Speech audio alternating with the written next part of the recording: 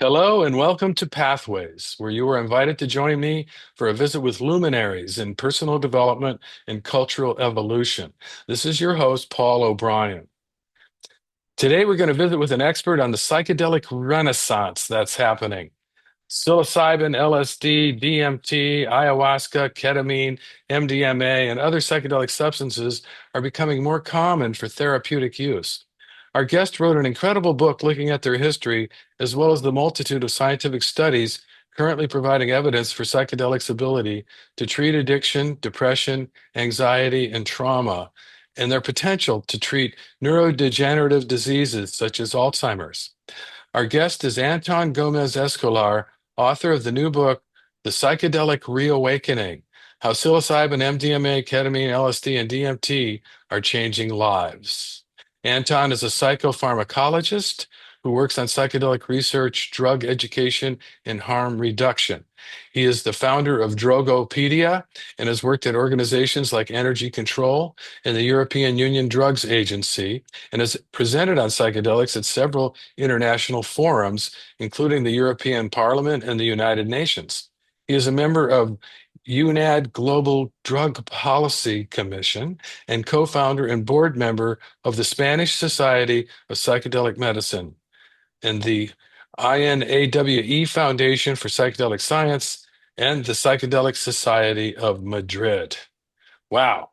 Anton, you're busy, and welcome to the Pathways Show.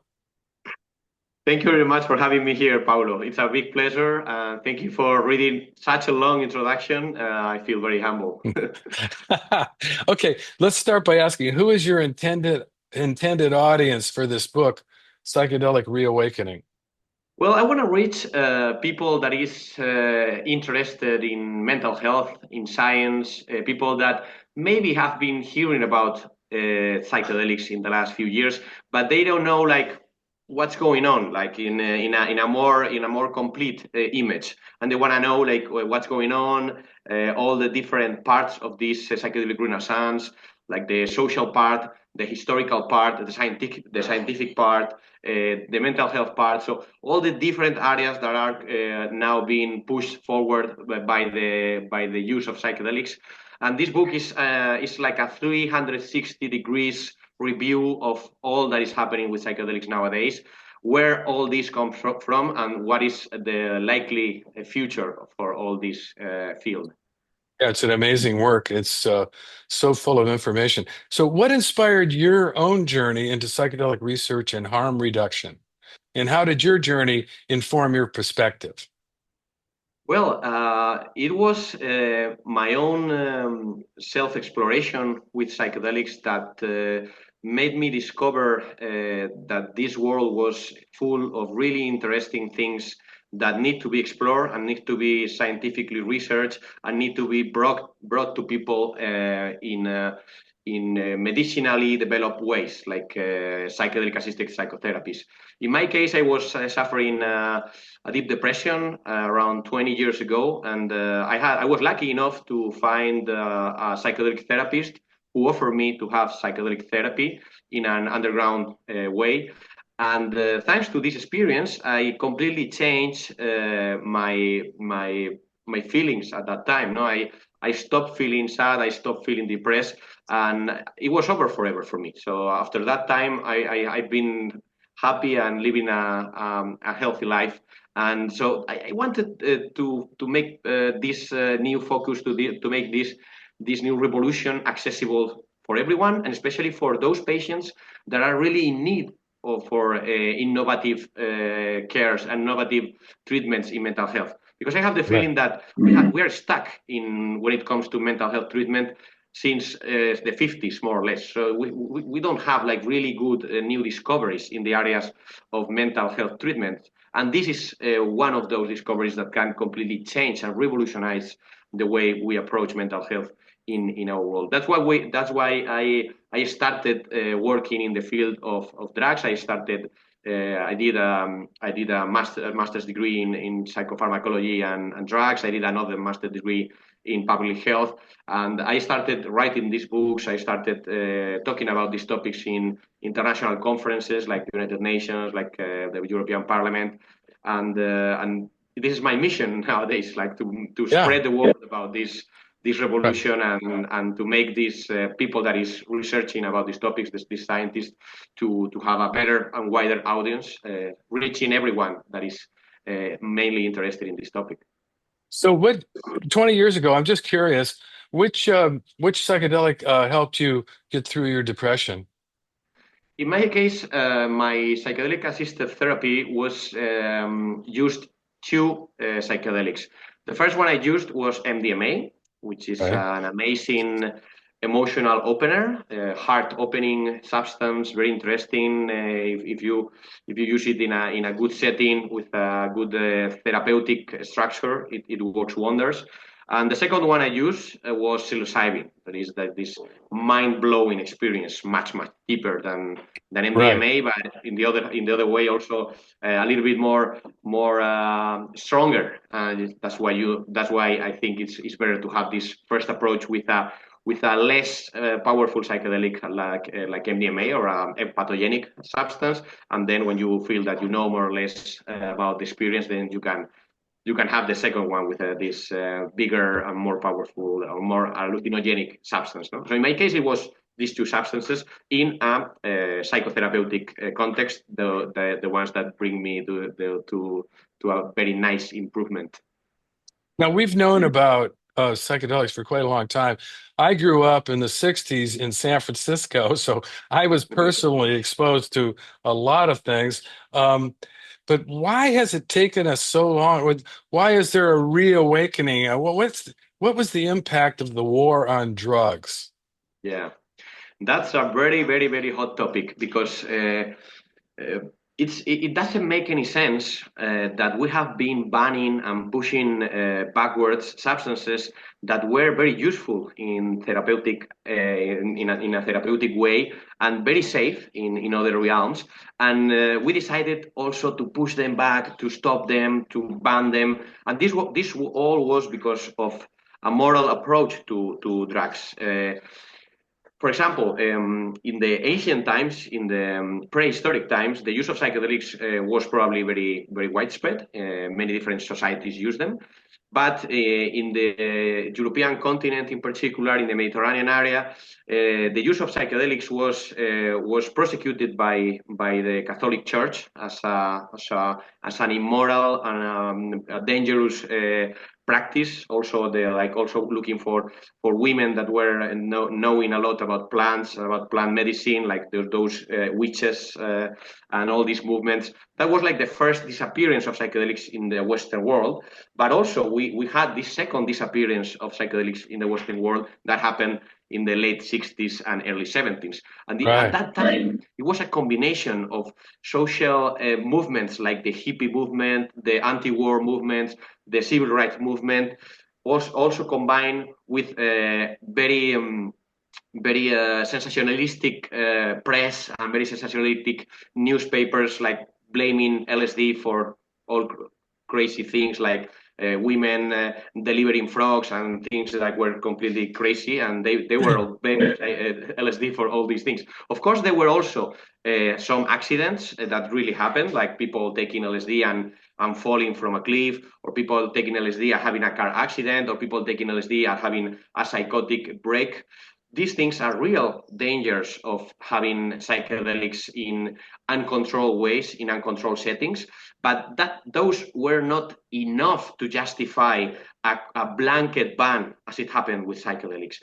The main reason for this ban was a governmental idea that these substances were making young people more rebellious, less obedient, less interested in wars, less interested in things. So they were seen as tools that were making society change at a very fast speed, and that was not very good news for the government at that time, that decided to completely ban it, and also as a way to control these young movements, because you cannot criminalize people protesting against something, but you can criminalize what they have in their pockets. So that was Yeah. another idea for why to do that. But still, it's something that even today, when we look back and we see how prohibition happened, it's nonsense if we approach it from a scientific way. It's all Right. based on morals. It's all based in politics. It's all based in other things that are not scientific or health reasons that are the ones that should be driving drug policy worldwide. Only scientific and health reasons, not political reasons, as it was the case. How do you distinguish between recreational and therapeutic use of psychedelics, and why is this distinction important? Is there, I mean, is what is your attitude towards recreational use?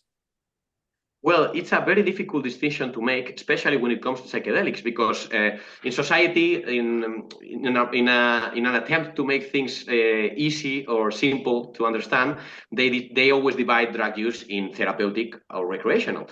But Right, when it comes to psychedelics, the idea of recreational is more blurry. It's more difficult to define because a lot right. of people that take psychedelics can have a part of therapeutical experience, also a little part of enjoyment or recreation, another part of a spiritual opening or spiritual experience, another part that can be just about self-knowledge or self-experience. So it's a very simplistic term to define. In my opinion, when we talk about psychedelics, we should make much more different categories, not just recreational and therapeutic. And also, we need to be ready to understand that some experiences can have different elements into them that are different.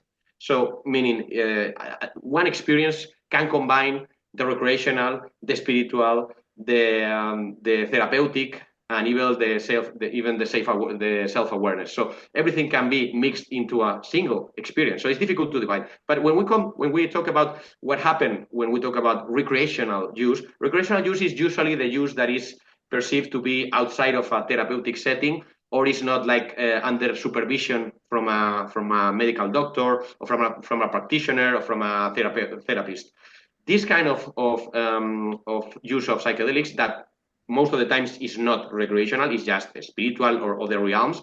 The problem with this is that since there are not a lot of controls when it comes to who is the person taking the substance, what is the context where the person is at the moment, what is the set and setting of this And situation and of the person.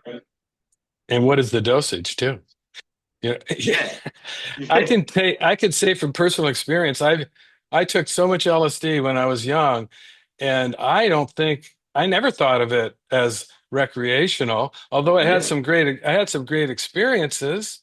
Um, but I always thought of it as being kind of mystical. Um, Mm, I always learned a lot. I think the one psychedelic, if you want to call it a psychedelic, that kind of blurs the distinction the most is MDMA because it definitely has been used recreationally. In fact, mm. that's what it's famous for. Um, but I think the other ones are they're so so powerful. It's not necessarily fun. What would you say? You've heard people talk about having a bad trip, and Yeah. this is something that people sometimes worry about. What makes that kind of experience happen? Well, bad trips, I prefer to reframe them as difficult experiences because it's not necessarily for them to be bad at the end of the story, no? Meaning that you can Right, have a right. bad experience at the moment, but maybe it becomes one of your most learning experiences of all your entire life after a few months of integration. Meaning that it's not going to be your feeling at the moment. You're going to feel horrible, but a few days later, after talking with a professional about this thing, you can use that as a very learning experience, no? But a bad trip, usually it comes from different problems in the set and the setting. So in the context of the person using and in the mindset of the person using. So most of Right. the times it's just the person that is using the psychedelic that is not ready to have a psychedelic experience. Many times it's Yeah. just they are in a music festival, someone offers them a blotter of LSD or a drop of LSD or whatever, and they just take them without thinking a lot about it, and they are in a horrible place, like with a lot of people screaming, a lot of lights. They don't have any control over the environment. They cannot switch off lights. They cannot switch off music. Right. So they are Right. like you feel like powerless and you feel the Yeah. chaos around you, and this can brings you into a really difficult situations. Other times the setting and the space is perfect, but the person is not in a very well mental state before taking the substance, meaning that the starting point is already a little bit unstable. And this instability at the beginning can increase a lot during the experience and make things much more difficult. For example, a very simple thing. You're gonna have LSD, and then you remember that your mom is gonna call you probably in a few hours to ask Yeah.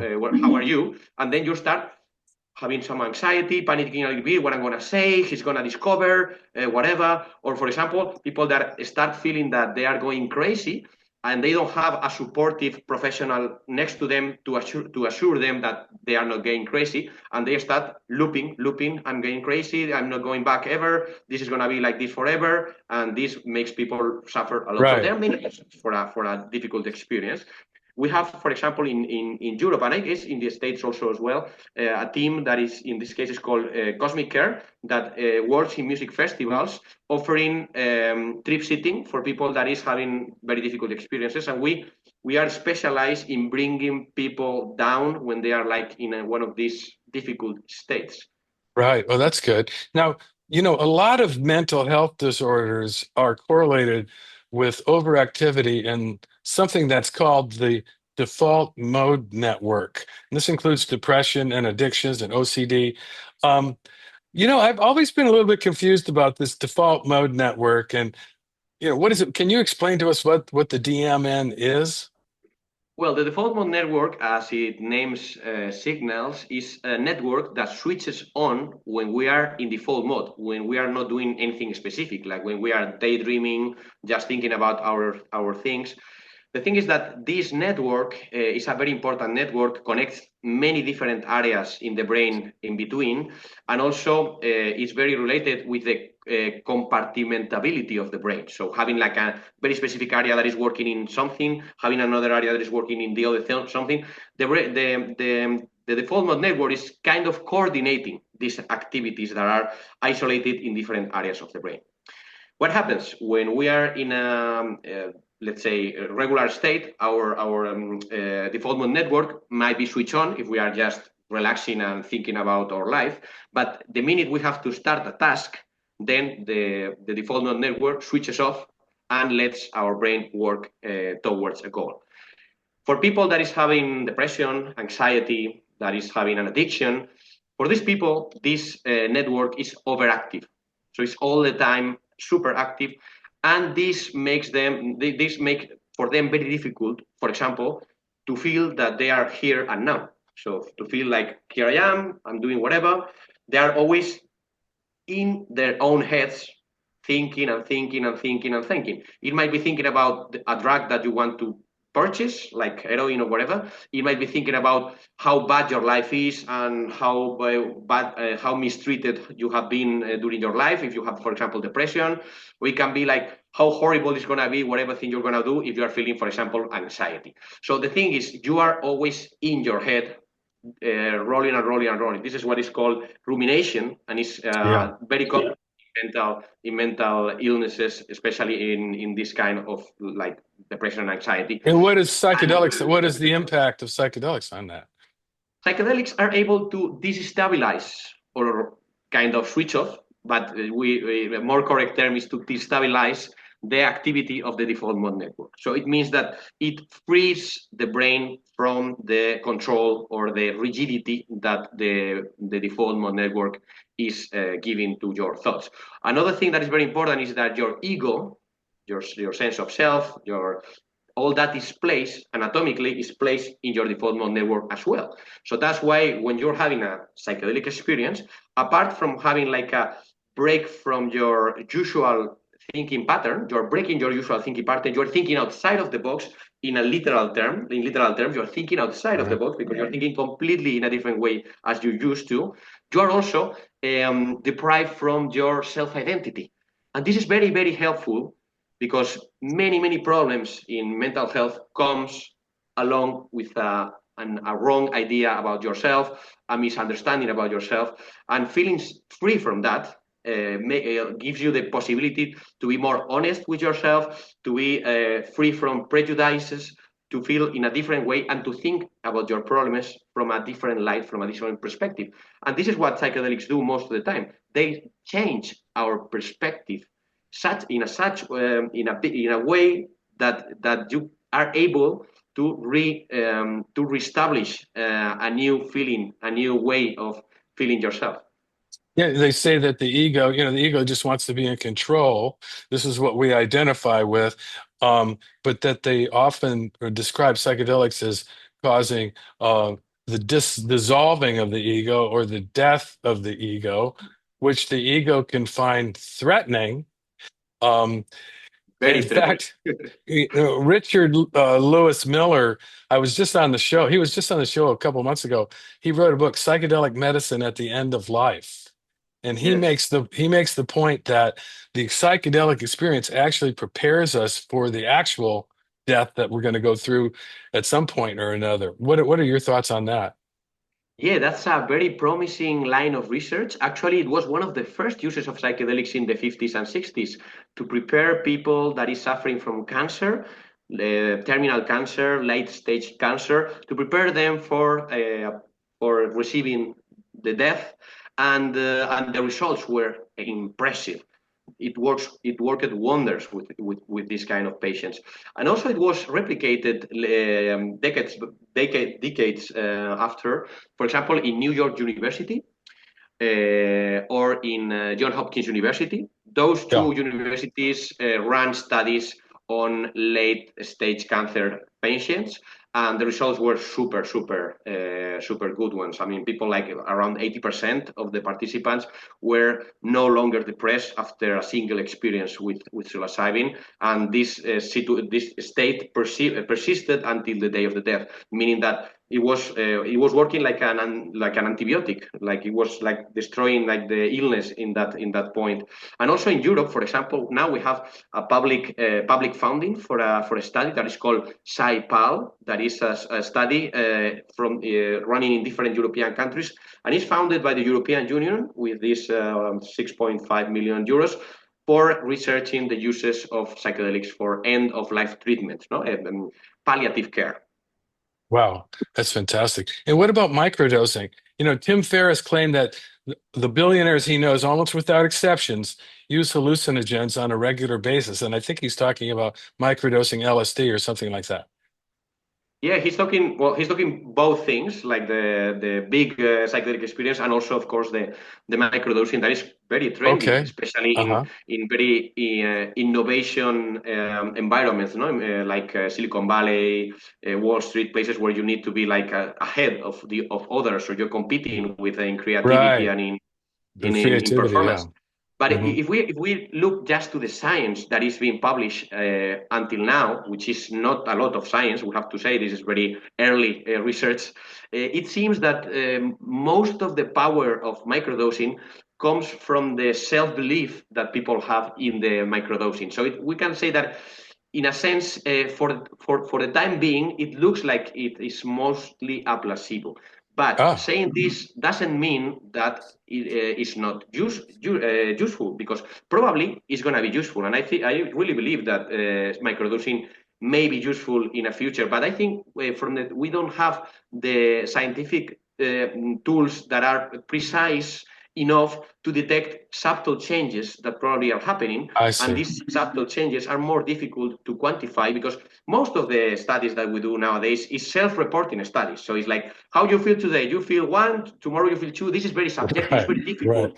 very Yeah. difficult to make this like a very concise and precise tool. But for example, if we look into precise things, we can already say that microdosing with LSD has been shown that to increase a little bit the release of brain-derived neurotropic factor. That is a growth factor for neurons. That is kind of a neurons fertilizer. We know that small doses of psychedelics are able to increase this neuroplasticity and increase the production of these trophic factors in the brain. So this is good news, because it means that maybe microdosing is not going to be very useful, like to become like a CEO, super creative or super fast, but maybe it's going to be useful to delay the onset of neurological problems, like, for example, Alzheimer's disease or Parkinson's. So maybe in the future we can have these microdosing protocols tested in elders in order to see if they are able to sustain a longer mental or neurological health compared with others that are not taking microdosings. Well, we've only got about a minute left, and so why don't we close our conversation by asking you, how does the future look for psychedelics? I think the future is bright, really bright, bright, bright. I just hope that people is not gonna be over expecting about psychedelics because this is not gonna change the world completely. But I think it's gonna be a very helpful technology that is gonna have many different uses, and hopefully this is gonna transform into an improvement for humanity. Fantastic. Hey, well, thank you so much. There's so much more we could explore. Your book is encyclopedic and it's very well written. It's easy to read. I highly recommend it. But for today on our show, we've run out of time. And I want to be sure to tell our listeners about your website, which is antongomezes.com. Anton, ANTONGOMEZES.com. I imagine the ES stands for España. Um, and Y escolar, both, yeah, both. okay, and I want to say for those who may have tuned into our show late today, this is your host, Paul O'Brien, author of Intuitive Intelligence, a book that shares the theme of pathways, which is personal and cultural evolution. Now, don't worry, you can play and or share this interview whenever you want via the internet or as a free podcast, and I'll tell you how in a minute. Today, we've been visiting with Anton Gomez-Escolar, author of The Psychedelic Reawakening, How Psilocybin, MDMA, Ketamine, LSD, and DMT Are Changing Lives. And I want to say a heartfelt thank you to all of our listeners for tuning into Pathways, which is broadcast on KBOO.FM in Portland, Oregon. Or perhaps you subscribe to the podcast version, which you can find at divination.com. That's DIVI nation.com, where if you like our conversations, you can give us a thumbs up and subscribe on our YouTube channel, which is entitled Pathways Radio. Please feel free to forward a link to your friends.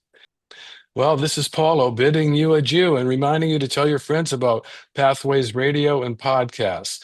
And thanks again to Anton Gomez-Escolar and to all of you listeners for tuning in and being a part of the Pathways conversation.